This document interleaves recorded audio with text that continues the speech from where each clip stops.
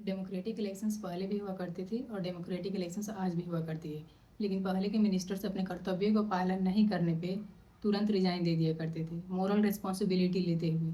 लेकिन आज के मिनिस्टर्स पूरे देश में प्रोटेस्ट हो या किसी भी तरीके से आप उनका विरोध करें, वे रिजाइन तो छोड़ो, एक छोटी सी प्रेस कॉन्फ्रेंस के लिए भी तैयार नहीं होते हैं।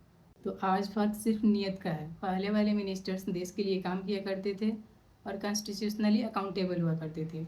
लेकिन आज के मिनिस्टर्स कॉन्स्टिट्यूशन से अकाउंटेबिलिटी के वर्ड को पूरी तरीके से मिटाने की कोशिश में हैं।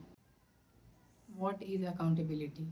मिनिस्टर्स एक पब्लिक सर्वेंट होते हैं और पब्लिक सर्वेंट को एक डेमोक्रेसी में अकाउंटेबल होना बेहद ज़रूरी माना जाता है।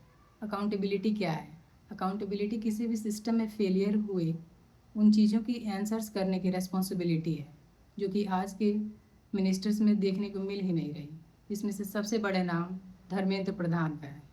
डेवलप्ड कंट्रीज़ जैसे जापान, यूके, इन देशों में मिनिस्टर्स अपने आप ही मोरल रिस्पॉन्सिबिलिटी लेकर के खुद से रिज़ाइन कर देते हैं। और यहाँ हमारा देश भारत है।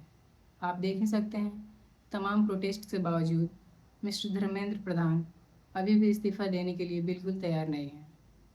आखिर ये मिनिस्टर्स रिज़ाइन करते क्यों नहीं? पहला, उनको अपने पॉलिटिकल पार्टीज़ की मेजर सपोर्ट होती है, पूरी पुलिस, लॉ एंड ऑर्डर उनके हाथों में होती है। और दूसरा, जो लोग उन्हें सपोर्ट करते हैं वे ये सोचते हैं कि क्रिटिक्स करने से पॉलिटिकल ऑर्डर और स्टेबिलिटी बिगड़ सकती है, जो कि बेहद नुकसानदायक है। अब ये पूरे देश में इतने बड़े लेवल्स पे प्रोटेस्ट हो क्यों रहे हैं? जाहिर सी बात है, increased paper leaks and corruption done by the agencies. पिछले 10 सालों में 90 से ज़्यादा मेजर एग्ज़ाम्स के पेपर लीक हुए हैं, जिससे लगभग 2 करोड़ से ज़्यादा स्टूडेंट्स इम्पैक्टेड हुए हैं। अगर नीट एग्ज़ाम की बात करें तो इस साल जो पेपर्स हुए हैं उनमें लीक के चलते लगभग 25 लाख स्टूडेंट्स इम्पैक्टेड हुए हैं और 14 स्टूडेंट्स सुसाइड कर चुके हैं री नीट एग्ज़ाम के अनाउंसमेंट के चलते। अब इंडियन एजुकेशन सिस्टम के कुछ इंटरेस्टिंग फैक्ट्स जान लेते हैं। इंडियन एजुकेशन सिस्टम में 18% जीएसटी लगाया जाता है इंडियन गवर्नमेंट के द्वारा, और केवल 2.6% पूरे जीडीपी को एजुकेशन सिस्टम पे खर्च किया जाता है। और साथ ही में 93,000 स्कूल्स पिछले 10 सालों में बंद हो चुके हैं।